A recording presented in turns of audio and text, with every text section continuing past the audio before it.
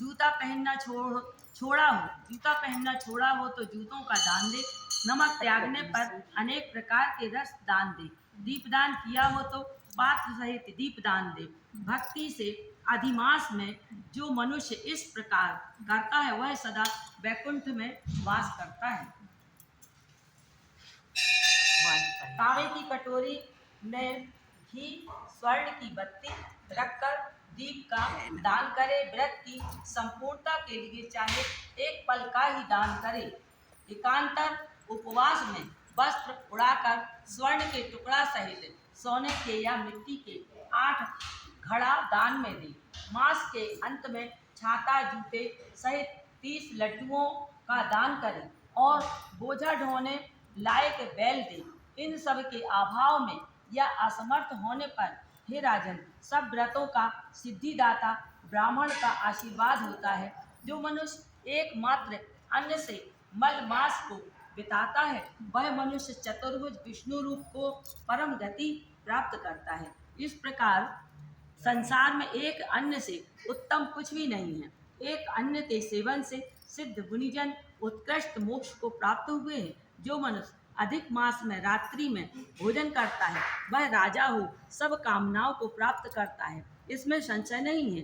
प्रातःकाल देवता भोजन करते हैं और दोपहर को मुनिजन, तीसरे पहर में पितृगण और चौथे पहर में मनुष्य अपनी आत्मा की तृप्ति के लिए भोजन करे। हे राजन, जो सब समय को व्यतीत कर चौथे पहर में भोजन करता है उसके ब्रह्म हत्या आदि सब पाप नाश हो जाते हैं। हे महिपाल, रात्रि में भोजन करने वाले को सबसे अधिक पुण्य मिलता है। वह प्रतिदिन अश्वमेध यज्ञ करने का फल प्राप्त करता है। हरिभक्त अधिक मास में उड़द खाए वह सब पाप से छूट जाए। जो ब्राह्मण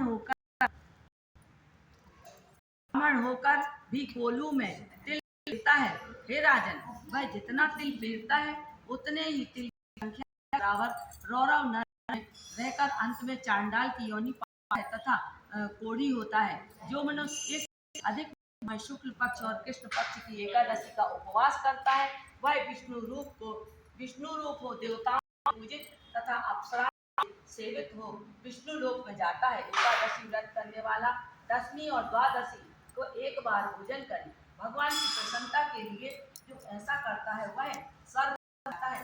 हे राजन, कुशा के आसन को न त्यागे। जो कुशा में मल मूत्र कफ या रुधिर को साफ करता है अर्थात झाड़ू का काम लेता है वह विष्ठा का क्रमी होता है। कुशा अत्यंत पवित्र होती है। कुशा बिना सभी धर्म क्रिया व्यर्थ है, क्योंकि कुशा की जड़ में ब्रह्मा, बीच में जनार्दन भगवान और अग्रभाग में शंकर निवास करते हैं। इसलिए कुशा से मार्जन करें। शूद्र जमीन से कुशा को न उखाड़े और कपिला गाय का दूध न पिए। हे भूपते, न ढाक पलाश की पत्तल में भोजन करे और न ओमकार मंत्र का उच्चारण करे, न यज्ञ का बचा हुआ अन्न खाए, न कभी कुशा के आसन पर बैठे, न यज्ञोपवीत धारण करे, न वेद की कोई क्रिया करे। यदि विधि विधान का परित्याग कर जो शूद्र मनमाना आचरण करता है तो वह अपने पितरों सहित नरक में जाता है। पश्चात वह मुर्गा, सुअर और